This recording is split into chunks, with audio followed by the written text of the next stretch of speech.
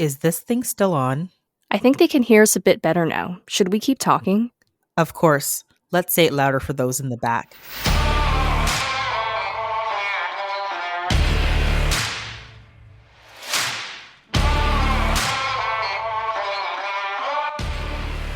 Hi, and welcome to the Greeners Podcast, an unfiltered discussion about health and healthcare. My name is Amie Archibald-Varley. And my name is Sara Fung. And we are your podcast hosts. If you're listening on Apple Podcasts, Spotify, YouTube, iHeartRadio, or any other podcast platform, don't forget to hit subscribe so you can get updates on new episodes. If you love our podcast and our advocacy work, please go to www.grittynurse.com and click on the Support Us button. This will give you access to exclusive episodes and early releases on a monthly basis. This will help us with the cost of running the podcast, the time and energy to put out awesome and informative episodes. And for that, we thank you and we appreciate you.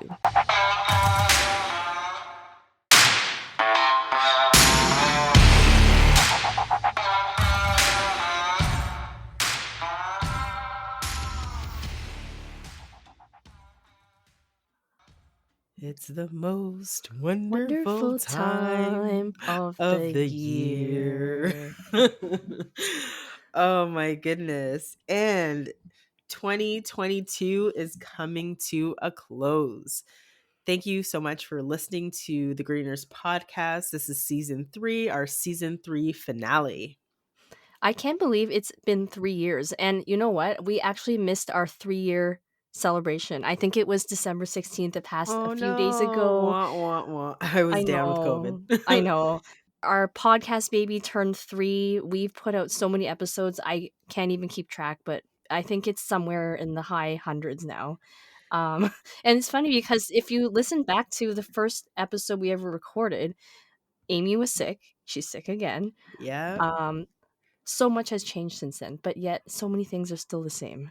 That is very true. And I think that, it's been such a wild ride, 3 years. And like, if someone was to ask me, do I think that, the Greeners Podcast would be going strong after 3 years? I probably would have been like, I don't know. I have no idea. And I think that we started a movement. It's important that we do what we continue to do because people are listening and people want to hear what our opinions are. And I think that, if we could put a little bit of good out into the world or make someone think differently or, even question maybe their own thoughts, I think that we're doing a good job.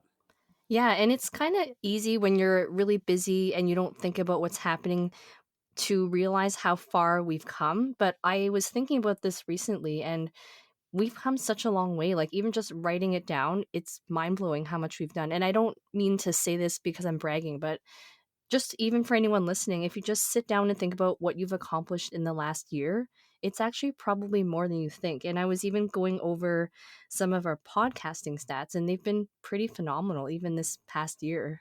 All right, you got a dish on the stats. What does our Spotify 2022 Wrapped say? Okay. Drum roll. So, okay, Amie, how many minutes of podcast content do you think we released this year? Just take a wild guess. 5,000. I have no idea. Okay, not quite that high. It was Okay. 1,600 That's minutes. still a lot of minutes. That's It's a lot still of intense. minutes. Yeah. It's a lot of minutes. It's according to Spotify, this is more than 96% of other podcasts in the health category. So we're doing pretty Oh good. yeah. Oh yeah. And they told us what our number 1 downloaded episode was. Do you have any ideas? I think it might either be something to do with sex or giving permission to say no. I'm not too sure which one it is.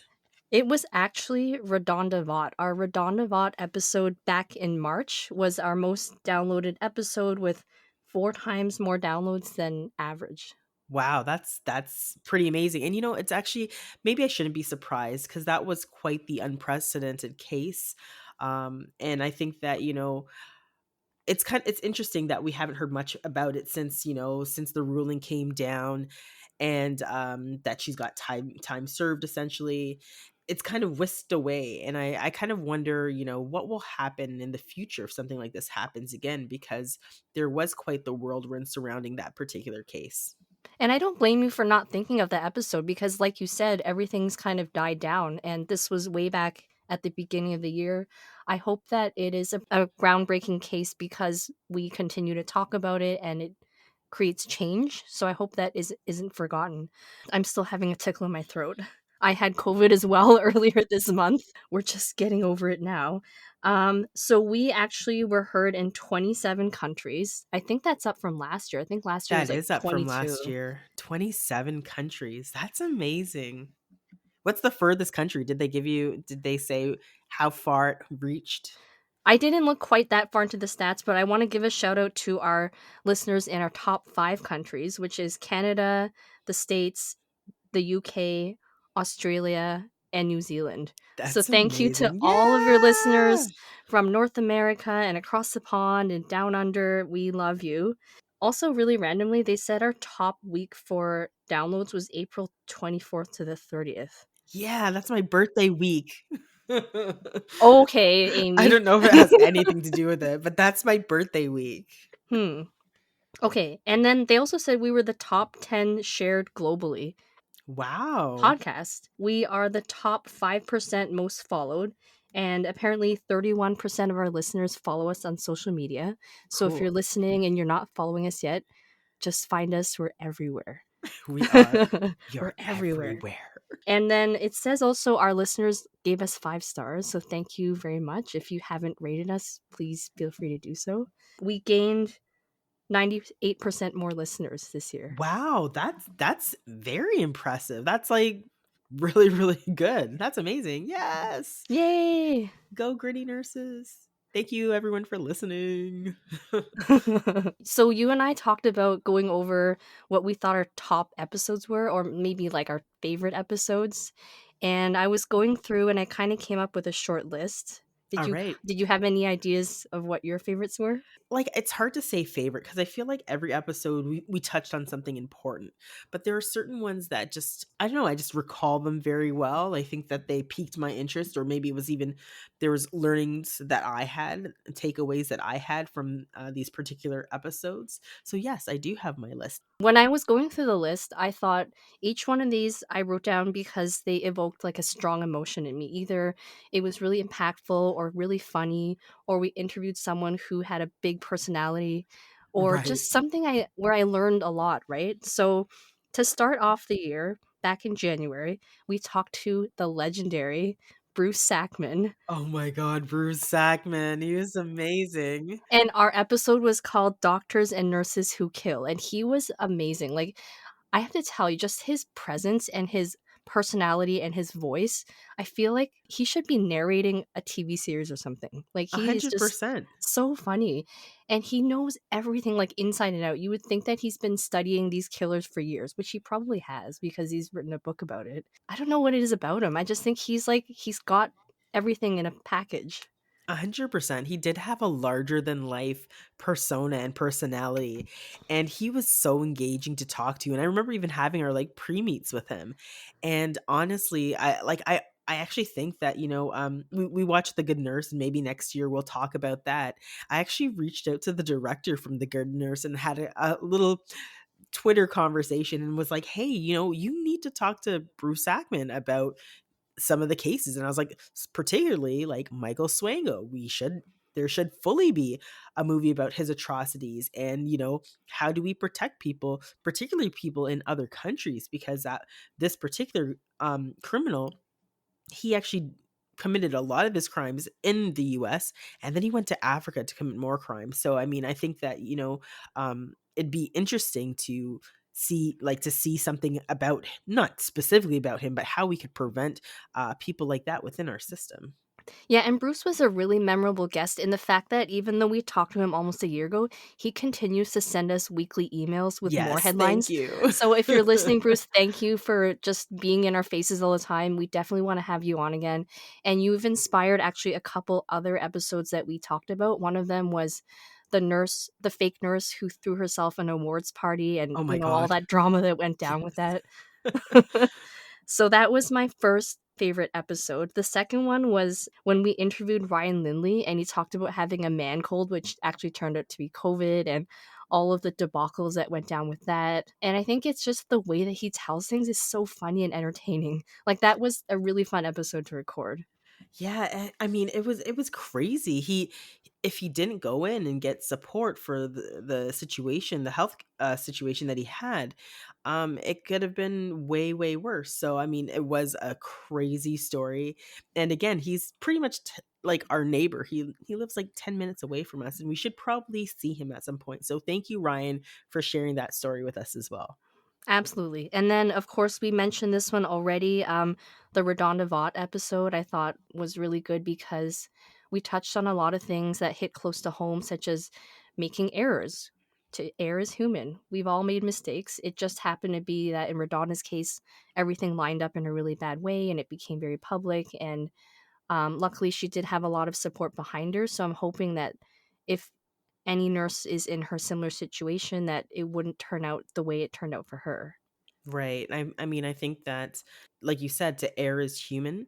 And we have to think about what the precedents of these types of cases could be. And I mean, I think the first thing that's most important to say is someone did lose their life. My heart goes out to that family for that loss. And I think they didn't want to see another person lose their life, their career. She already had lost her career. And I think that I'd probably kind of go in lockstep with what the family was talking about in terms of the justice that they wanted to see. It's really about system errors. So how do we look at, what happens within the system, and how do we change the system to prevent these errors from occurring? Because there was lots of missteps and things that were missed that could have caught this error, and unfortunately the system failed, and it failed Redonda and it failed the family. There's many things to come out of that, and I think also it occurred at a hospital that had a very good reputation at the time. So you think that sometimes because a hospital is a teaching hospital or they're under a certain name that these types of things don't happen, but it just goes to show you that these types of errors can happen anywhere at any time. Right. And I almost think this should be made into a documentary if it hasn't already, just like everything that happened and the amount of support that she got and what the outcome was. That's just my thoughts on that. Number 4, in April, we recorded an episode about long COVID with someone named Tracy Thompson.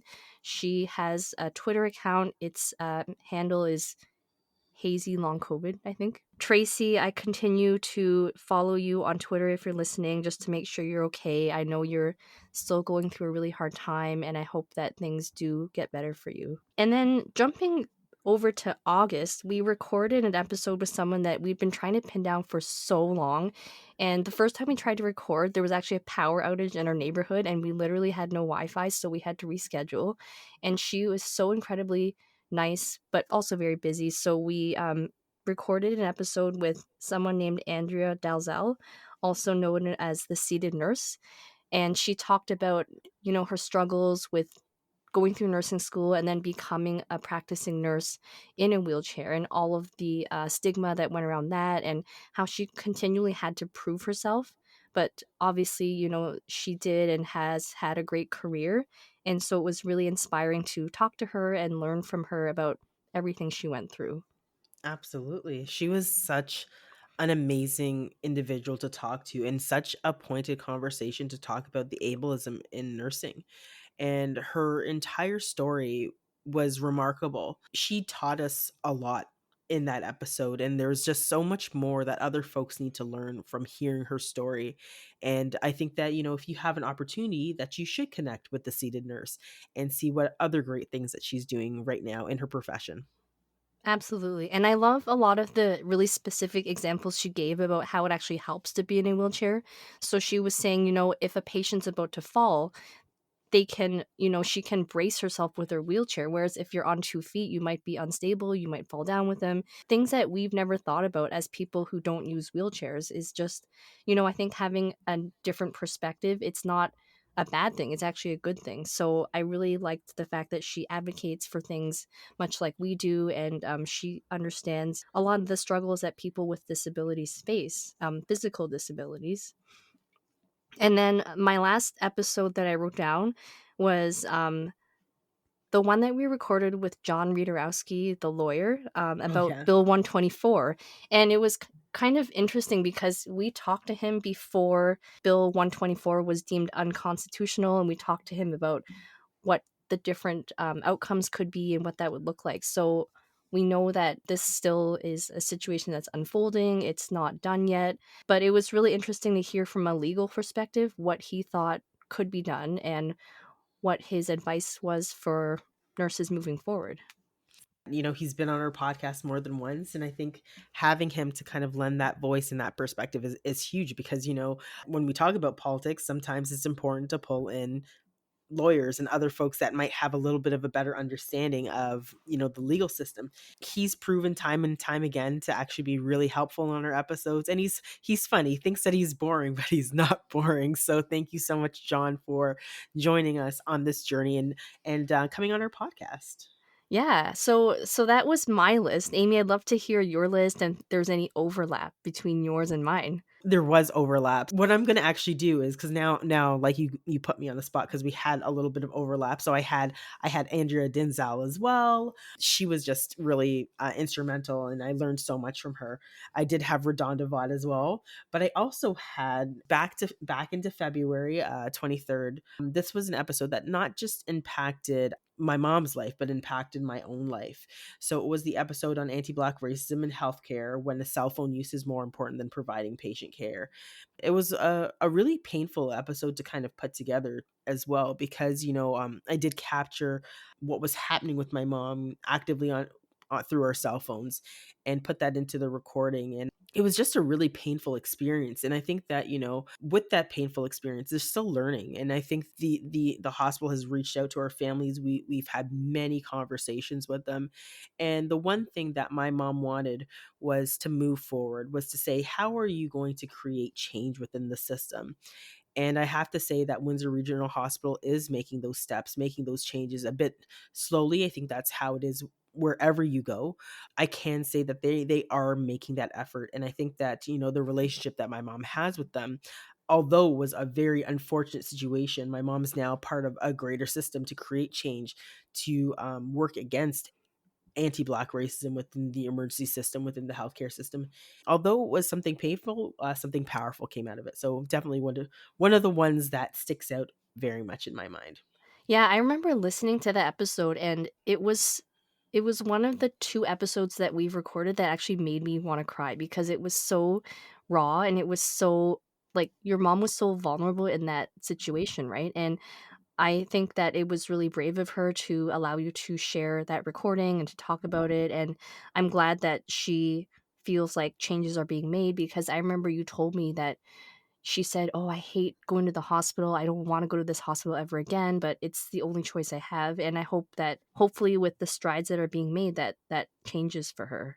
Yeah, I hope so too. I see change coming, and I think that the first thing is rebuilding trust, and I think that's slowly happening. The other one I have here is in May, so it's May 4th, and it was giving yourself permission to say no. So matters of the mind, a mental health discussion, and I think it was just really about that mental health check in, and I think we can't speak more about the importance of mental health. We've seen it through this past year. We've seen it obviously time and time again. It's just a conversation that's so important to have. And I think that for example, I saw a tweet today where a nurse was like, the most powerful tool that you have in your belt and the most powerful thing that you can do is to actually say no. And nurses aren't really good at that.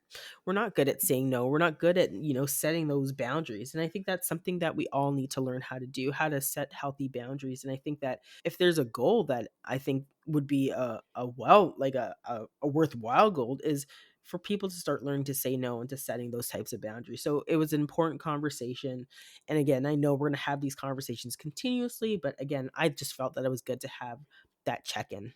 I love talking about mental health and bringing more awareness and saying that it's okay to admit that you have mental health struggles, even as nurses. I mean, as nurses, we're probably more prone to mental health problems, if anything. I just think that it's something that we've been talking about on our podcast. It's an ongoing theme, and I hope that this inspires more people to continue to talk about any struggles that they have, because the worst thing that can happen is that you feel alone, and you shouldn't, because it is something that happens more often than we'd like, unfortunately, but at least we have comfort in knowing we can talk to other people, and that's important.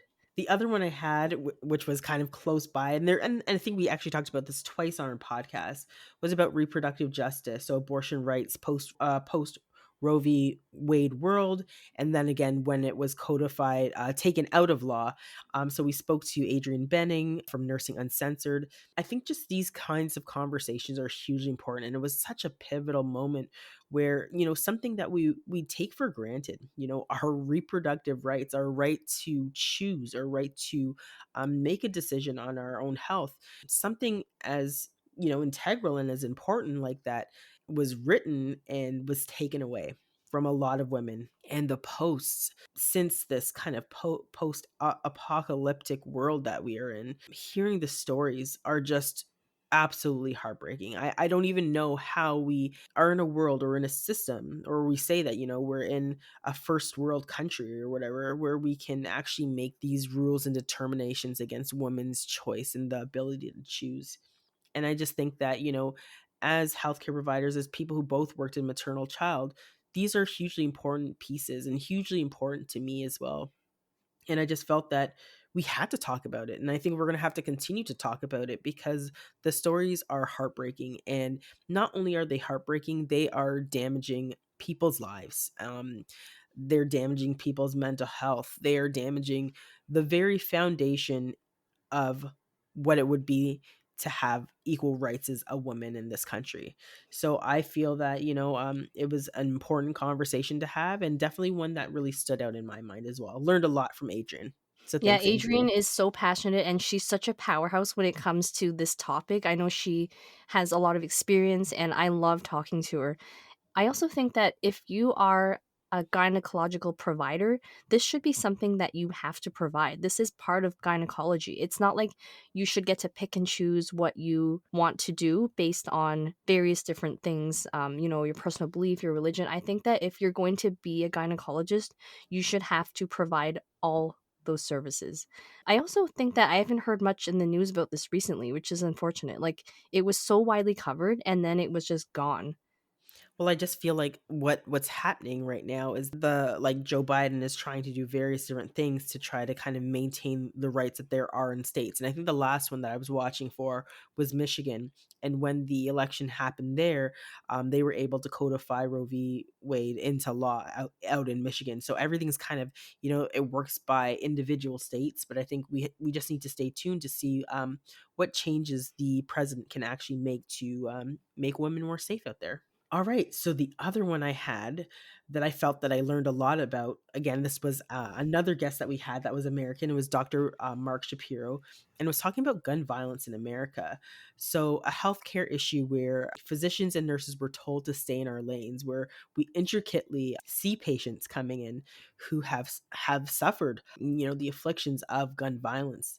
What is it that we need to do to protect, patients, families, and is this something that we shouldn't be talking about as healthcare providers? Are we stepping out of our lane? There's so much that I learned just down to the fact of even the term gun control, because I think we used it a couple times in our episode, and understanding like where in the power of politics that term itself is fully charged and where that comes from, to the types of violence and why we want to see different types of gun reform or gun safety in the United States. And it's not even just the United States, it's here too, because we've seen some really devastating stuff in the last just week. And I think that there's another thing that we didn't get to talk about, and I did some more research about this. It was actually specifically men and suicide. And guns tend to be the highest used form of a tool to enact and carry out death by suicide in that manner. And that's a whole undercurrent of things that haven't really been spoken about. They are spoken about in silos, but it's I think time for those two conversations to come together to see how we can protect men who are having mental health challenges, and then also how can we ensure that they're safe if they are lawful gun owners. Mhm, and I think this is just adding to the list of many things that were not covered during nursing school. The fact that we never talked about guns, we never talked much about violence. What Mark Shapiro mentioned was even having a screening question about guns, I think is really important. It just the same way that you would screen for violence, intimate partner violence, we should be screening for guns in the home because maybe you think this has nothing to do with healthcare, but it has a lot to do with healthcare because, you know, if a gun is fired, obviously someone's injured and we need to address that. And even the fact that you talked about, Amy, how in a lot of hospitals now they have a code silver. So this Right. is a problem. It's becoming a bigger problem and we've had to assign a code to it. So obviously it's something that is ongoing. Yeah, and it's something that we need to prepare for, right? I think the fact of the matter, like you said, we have a code for it. We should be more mindful of how do we keep folks safe. And I think the conversation really should be surrounding gun safety. The last one that I had was a very special and important person to me. We talked about her previously on our podcast, and then we were able to be graced with her presence to have her talk and share her own story. And that was with Carolyn Brostrom from Saskatchewan, a Saskatchewan nurse, talking about, advocacy and her role in speaking up and using her voice. And I think that, that is one of the things that we've talked the most about, the importance of the power of your own voice and using that voice for good, and also just, talking about things. It's that whole, if you see something, you say something. Going out to Saskatchewan was one thing, to speak to those nurses. It was so powerful. It was such a powerful moment. But to have her also come on our podcast to share her experience and for us to hear what she went through was a whole other thing. And I think that nurses need to know about, Carolyn Brostrom's story and the importance of advocacy, the importance for standing up for what you believe in and for speaking your truth. And I felt that it was just such a powerful moment, and we just don't hear about these advocates the way that we should in nursing school. When I think back to my nursing school days, we hear about, nurses who've died many, many years ago that, don't make any real impact in this world right as we stand. And we need to start talking about some of the nursing heroes that we have right now that are doing some amazing work. I will always remember her. She's such an amazing woman. She is a powerhouse, and I think she accidentally got into advocacy because really at Right. the end of the The day, she just accidental advocate. accidental advocate, but probably it was her path all along, but she really just wanted to advocate for the care of one of her relatives passed away, and the spouse was still living in the long-term care home, and all she really wanted to do was make sure that they looked after her family member with that standard of care that we expect as nurses. That was it. And it turned into this whole big kerfuffle and the college and everyone got involved, but no one really addressed for a long time what she wanted to talk about, which was just the standard of care, the quality of Right. care. It was more about her inappropriately posting on social media and she should have not done this or that, and honestly, it went on for years, right? Like, it was, what, 7 years before it was finally resolved, and all of that to say that she was right. And I think in nursing school, I wish there was more emphasis on nursing advocates. I remember learning a lot about nurse theorists, Right. but not advocacy very much. I mean, the only person I honestly remember hearing about was Kathy Crow.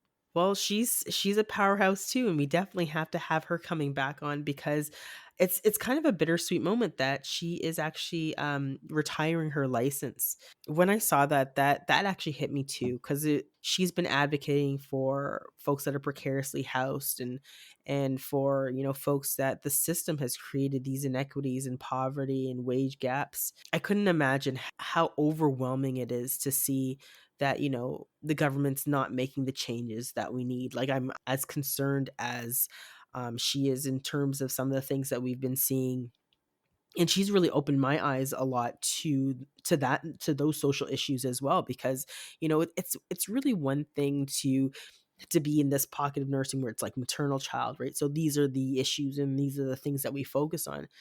But community nursing really is all encompassing nursing. It's really looking at the patient from all of these various different lenses, whether it's food, income, housing, racism, all these various different aspects.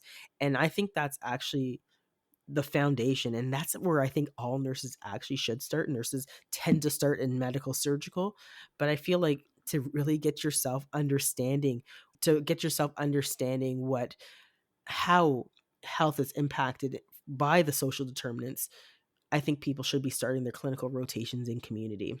I totally agree. And in nursing and healthcare, there seems to be this hierarchy where the hospital is viewed as the best place to be, where that's just a small snapshot in someone's life. They might be in the hospital for a day, but where do they spend the other 364 days of the year? That's where they live. And that's where you can see where some of the barriers might be to them really following through with medications or looking after themselves. And that's where we need to focus more of our attention. But it just seems like in healthcare, it's all backwards. Yep, and I we do know that there's some other great up and coming nurses within that space. Kathy gave us a name. We are going to reach out to you and have you on our podcast, so we have not forgotten. So hopefully we'll hear from this new and upcoming nurse who's doing some great work in the community in our next season. Absolutely. Was that your list or did you have more? That is my list. So that was my list of, well, it was 4, but then we had overlap. So I didn't want to, there's no point in me saying that we had the same ones. We had similar ones. So I think 2 or 3 that were similar. Yeah, it's just incredible because when I think back, I'm like, "Oh, we did this?" Like to actually see it in a list, it's like we actually did that many episodes. We talked to that many people. And this is only like one of the years that we've done this. Like we've done this for 3 freaking years now. Yeah, it's wild. I know. So my question to you, Sarah, is what do you want to see, or what do you think our listeners want to see for 2023? So, what do our listeners want to see? Well, I think they enjoy hearing a lot of the stories we bring to light with people who have been marginalized or silenced, like bringing their stories to light, just talking about issues that are in the news, right? So, things that affect nursing that are ongoing, just staying on top of current events. I'm going to segue into what our plan is for next year. And maybe now that we say it out loud, we'll hold ourselves accountable. Oh So, God. So, what Amy and I are thinking is that we are going to start recording our podcast audio and video. And we're going to start putting up more videos on our YouTube channel. So, you guys, if you already listen to us on YouTube, you can see our lovely faces. We're going to Yay. try to record together. So, I'm saying this out That's the loud. plan. That is the plan. And then we are planning to go bi-weekly, meaning every other week, just so we have more time to research and put together good quality video. Yeah, we'll see how that goes. Yeah, I'm actually looking forward to it. Like, I think that it's kind of funny. We started with wanting to be behind the scenes, and I think there's still that element where I think we still want people to hear what we have to say versus, seeing us. But I think that that added element of just, seeing our expressions or our faces, I think that's just a nice little touch. So I don't think much will change. I hope that we can get a cute little backdrop. But other than that, I think that, we'll still be bringing that great content. Again, we will be going bi-weekly to ensure that we can put out really great content as well, because I'll be honest, weekly was pretty challenging for 3 years. I know. How did we do it? How did I we don't know, even do it's it? wild. But I think the other piece that, Okay, how about you answer the question now? so what do I think our guests want to see? Of course, like more of the same, but I think that, maybe we'll start traversing into some other forms of topics still related to healthcare, but maybe we just do it in a different way where we pull in some more research, where maybe we pull in an expert for just a segment or whatever. Like, I think that, we're going to just try to be a little bit more innovative and continue to keep folks' attention. And then, like, what do I wanna see? Oh, dear. I think one of the things that we want to try, and I'm putting this out there, as something that we can try to hold ourselves to, is, we actually wanna be a little bit more present, and what we mean by that is, of course, we both had COVID, so this we know how much it sucks. But when the opportunities arise to have more in-person events, we'd actually like to start having some of these podcasts live and having some people attend podcast shows with us. So stay tuned. We don't have any dates for those, but we would love to do, like, who knows? Maybe one day we could do a Gritty Nurse tour across Canada, where we bring our podcast episodes and do them live in front of a audience. So who knows? We'll see what happens. Gritty Nurse Tour 2023. We'll As long see. as COVID decides to behave itself, because clearly it's not. COVID is not over. It's reared its ugly head, really ugly head. I'm looking forward to seeing what new things can come. I'm sure we're gonna have a great new set of guests that'll come on. We'll probably have some guests that we've had on before come back. And then, I think, what? I do have a question. I do have a favor. I have a thought. I want to hear more from our listeners. I think that it's kind of sometimes challenging to be on one end and where we say our things, and we can see the download numbers, but we don't necessarily hear back. So yes, we get our feedback sometimes through leaving us a little note, or I guess it's like a 5-star rating. But yeah, maybe we want to hear a little bit more from what you want to hear from us. So send us an email, send us a line. You have our access to our social media. And one of our most recent episodes, we had our very first nurse practitioner come on. And actually, the reason that she came on is that she sent me a Twitter message saying, "Hey, have you ever considered having a nurse practitioner on?" And I was like, "Do you want to come on?" And that just led to her coming on. And I think it was amazing. She was a natural. She'd never done a podcast before, but she was very knowledgeable, very well spoken. I think she represented nurse practitioners really well. And, that's kind of the story of how she got on.